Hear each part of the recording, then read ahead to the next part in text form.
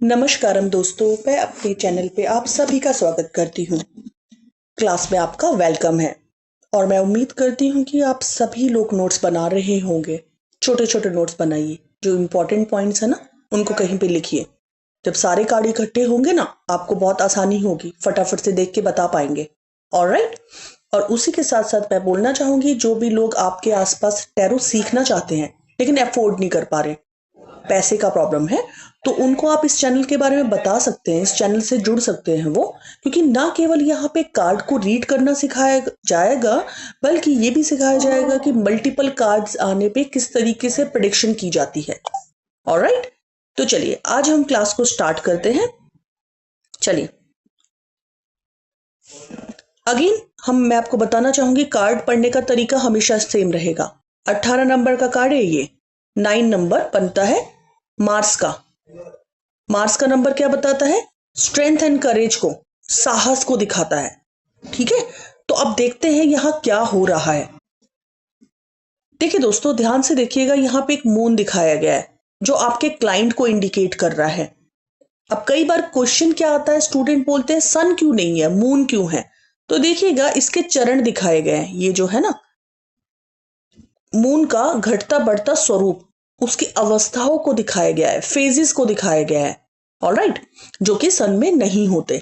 इसके साथ साथ एक क्वेश्चन और कर देते हैं स्टूडेंट की, भाई इसमें से रेस क्यों आ रही है फिर। तो भाई चांद की भी चांदनी होती है, उसमें भी लाइट रहती है ना। चांदनी होती है ना चांद की, तो उसी रेस को यहां दिखाया गया है। ऑलराइट, अब इसका नाम भी मून है, ये भी इस चीज को सिग्निफाई करता है। ऑलराइट, अब हम इसको अच्छे से समझ। देखिए अब यहां पे क्या है ना, मून बहुत उदास है, मैं आपको बता चुकी हूं, आपका क्लाइंट है ये। ऑलराइट, अब यहां से ना इतना उदास है कि ड्रॉपलेट्स गिर रही है नीचे, है ना। इमोशनली परेशान दिखाया गया है, उसे लॉसेस हो रहे हैं अपने लाइफ में। तो आपका क्लाइंट बहुत बुरी स्थिति में है, उदास है। और क्यों उदास है समझते हैं इसको। यहां देखिए एक ब्रिज दिखाया गया है। ठीक है, अब कई स्टूडेंट दोबारा क्वेश्चन करते हैं पिलर क्यों नहीं है ये। नहीं, पिलर क्यों नहीं है, क्योंकि यहां पे देखिए पानी के पास बनाया गया है, तो ये एक ब्रिज ही है। ठीक है, अब क्या बताया गया है कि ब्रिज ना टूटा हुआ है। ऑलराइट, और ब्रिज के पास देखिए यहां पे इस साइड पे क्या है, एक डॉग दिखाया गया है, एक वुल्फ दिखाया गया है। और पानी ना, क्योंकि ब्रिज टूट के पानी ओवरफ्लो हो गया है, तो आपका जो क्लाइंट है इमोशनली बहुत बैड फेसेस से गुजर रहा है। व्यक्ति को बहुत लॉसेस हो रहे हैं जिसको वो कंट्रोल नहीं कर पा रहा, और इसलिए वो उदास है। ऑलराइट, अब सिचुएशन को थोड़ा और डीपली समझते हैं। यहां पे डॉग दिखाया गया। डॉग क्या बताता है? वेल विशर्स बताता है। वेल विशर्स, मेरे अपने अंदरूनी लोग। और वुल्फ किसको बताता है टैरो में? आउटसाइडर्स, बाहरी लोग, जिन्हें हम बोलते हैं ना बाहर वाले हैं। तो ये दोनों यहां पे बार्क करते हुए दिखाए गए।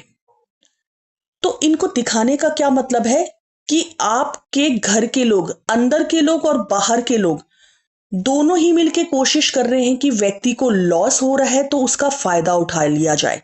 कोई भी अभी आपके बारे में नहीं सोच रहा। आपका क्लाइंट बहुत अकेला है और उसके बारे में ना घर वाले सोच रहे ना बाहर वाले। इसी के साथ साथ देखिए यहां पे एक स्कॉर्पियो दिखा दिया गया, जो बताता है बिट्रेल का प्रतीक है वो। बिट्रेल, धोखे का प्रतीक। क्या बताता है? धोखा। क्यों बताता है ये स्कॉर्पियो धोखा क्यों बताता है? क्योंकि जो बिच्छू होता है ना, डंक एक्चुअल में उसके पूंछ में होता है, लेकिन हम उसके मुंह से डरते हैं कि उसके मुंह में जहर होता है, लेकिन परंतु ऐसा नहीं होता और वो बिट्रे करता आपके साथ। तो यहां ये बताया जा रहा है कि धोखे का समय है, और आपको जिनके बारे में आपने कभी सोचा भी नहीं होगा उनसे भी धोखा मिलेगा। ये टाइम ऐसा है कि किसी पे ट्रस्ट ना करें। तो क्या करें फिर? केवल अपनी इंट्यूशन की सुने। बेशक ये एक नेगेटिव टाइम है, पर अगर आपके क्लाइंट ने साहस करेज नहीं छोड़ा, खुद के फैसले लिए, हौसला बनाया रखा, तो समय निकल जाएगा। ऑलराइट, अब आपके माइंड में एक क्वेश्चन और आना चाहिए कि यहां हम क्यों बोल रहे हैं, क्यों बता रहे हैं कि समय निकल जाएगा, जबकि डेथ कार्ड और टॉवर कार्ड पे हमने नहीं बताया था। कि ये भाई बुरा टाइम है, निकल जाएगा, क्योंकि सिचुएशन अच्छी है। बैकग्राउंड देखिए, एनवायरमेंट जब अच्छा होता है ना तो हमें ये पता चलता है क्लाइंट के साथ प्रॉब्लम चल रही है, सराउंडिंग में प्रॉब्लम नहीं है, सिचुएशन उसको अच्छी मिल सकती है। तो आपने क्लाइंट को बताना है करेज और हिम्मत बनाए रखिएगा, परंतु किसी पे ट्रस्ट नहीं करना, चाहे वो आपका कितना भी क्लोज क्यों ना हो। मुश्किल समय है, कट जाएगा। चलिए अब इसको ना एस्पेक्ट में समझते हैं। सबसे पहले मैं लेती हूँ हेल्थ का एस्पेक्ट। हेल्थ के एस्पेक्ट में एग्जाम्पल समझिए। मान लीजिए कोई व्यक्ति बीमार है और अब उसके बच्चे सोच रहे हैं कि चलो ठीक है, अच्छी बात है, हमें तो पुश्तैनी प्रॉपर्टीज, इनहेरिटेड मनी, पैसा ये मिल जाएगा। बाहरी लोग सोच रहे हैं कि ठीक है, हमने काफी उधार कर रखा था, तो लेन देन था हमारा, तो उधार हमारा माफ हो जाएगा। अपना फायदा देख रहे हैं वो।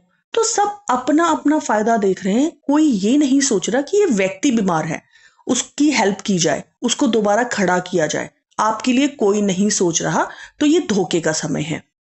ऑलराइट, अब इसको हम दूसरे एस्पेक्ट में पढ़ेंगे, रिलेशनशिप के लिए पढ़ेंगे। संबंधों में ये कार्ड कैसे बताएगा। रिलेशनशिप में मान लीजिए हस्बैंड वाइफ, एक छोटा सा एग्जांपल है, इसको आप रिलेट करिएगा।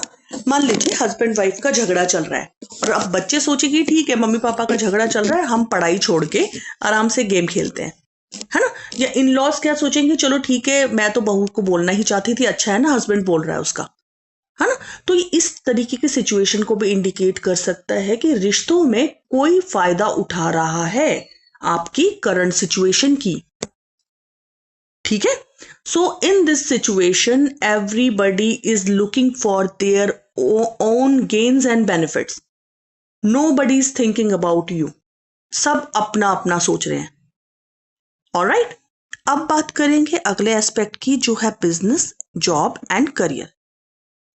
अब बिजनेस की बात करें तो मान लीजिए आपके क्लाइंट को लॉसेस हो रहे हैं और एम्प्लॉय क्या सोच रहे हैं, एम्प्लॉय सोच रहे हैं कि ठीक है ना, हमारा तो पैसा आ ही रहा है, बॉस को बॉस को नुकसान हो रहा है तो हो रहा है, ठीक है, हमें तो नहीं काम करना पड़ रहा, चलो स्क्रॉलिंग करते हैं आराम से, पैसा तो आ ही जाएगा।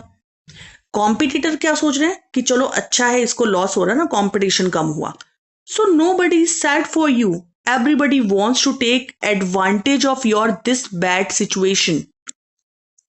गाइडेंस क्या रहेगी, लिख लीजिएगा, ये इंपॉर्टेंट पॉइंट है। जब सारे कार्ड सामने होंगे ना, ब्लैंक हो जाएंगे आप, क्या बोले अब।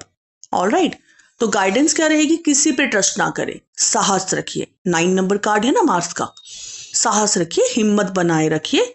ये वक्त है, कट जाएगा, केवल अपनी सुनी तो, अपनी इंट्यूशन की सुनी तो। ऑलराइट, अब पास्ट के एस्पेक्ट में समझते हैं। पास्ट में क्या रहा होगा आपके क्लाइंट के साथ, आपको धोखा मिला होगा, लोग आपका फायदा उठाते थे, आपको धोखा मिला था। ऑलराइट, प्रेजेंट में क्या बोल सकते हैं आप, प्रेजेंट में आप बोलेंगे आपको धोखा मिल रहा है, कोई आपके बारे में नहीं सोच रहा, सब अपना फायदा उठा रहे हैं। ठीक है, आगे बढ़ते हैं। फ्यूचर के लिए धोखा मिलेगा, ऐसी सिचुएशन आएगी फ्यूचर में कि आपको धोखा मिल सकता है और आपके साथ कोई खड़ा नहीं रहेगा। हमने इसको सातों के सातों एस्पेक्ट में पढ़ लिया है, जो कि सबसे इंपॉर्टेंट होता है कि एक ही कार्ड को मल्टीपल सिचुएशन में कैसे पढ़ेंगे आप। ऑलराइट, तो ध्यान रखिए, ये कार्ड सभी एस्पेक्ट के लिए नेगेटिव कार्ड है और it's a negative card and no card. No card है, कुछ भी आएगा ना, क्वेश्चन आता है ये काम हो जाएगा, नहीं हो पाएगा, because it's a negative card. Alright, अब देखिए यहाँ पे क्या एक दो डाउट्स आते हैं जो मुझे ऑफलाइन पूछते हैं लोग या स्टूडेंट पूछते हैं, उनको हम सॉल्व करते हैं। कई बार आता है कि मून ना जनरली व्हाइट होता है, परंतु यहाँ येलो क्यों दिखा दिया, क्यों दिखा दिया, क्योंकि येलो टैरो में बहुत पॉजिटिव कलर है। हमने स्टार्टिंग में ही आपको बताया था कि येलो कलर बहुत ही शुभत्व को दिखाता है। तो केवल टाइम खराब है ना व्यक्ति का, व्यक्ति तो अच्छा है, तो इसीलिए मून को येलो करके दिखाया गया। ठीक है, अब एक चीज और लेते हैं कि मान लीजिए कोई पूछे कि भाई मिस्टर एक्स की या मिस एक्स की मेरे लिए क्या फीलिंग है, या किसी भी फीमेल की मेरे लिए क्या फीलिंग है, या मेरे पार्टनर की मेरे लिए क्या फीलिंग है, तो आप क्या बोल सकते हैं, आपके साथ चीटिंग हो रही है, क्योंकि स्ट्रेट अवे ये चीटिंग को इंडिकेट कर रहा है। ऑलराइट, तो आज की क्लास हम यहीं पे ख़त्म करते हैं। चैनल के साथ जुड़िए, सब्सक्राइब करिए। आपके रिप्लाई, आपके मैसेजेस मुझे मोटिवेट करते हैं, मुझे और वीडियोस बनाने का जज्बा देते हैं।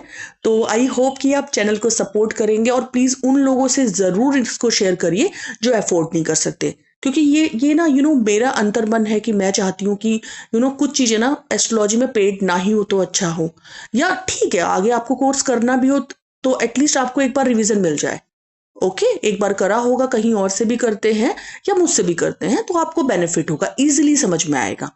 ऑल राइट, चलिए अब मैं क्लास को यही वाइंड अप करती हूँ। थैंक यू सो मच मुझे सुनने के लिए। Thank you, bye bye.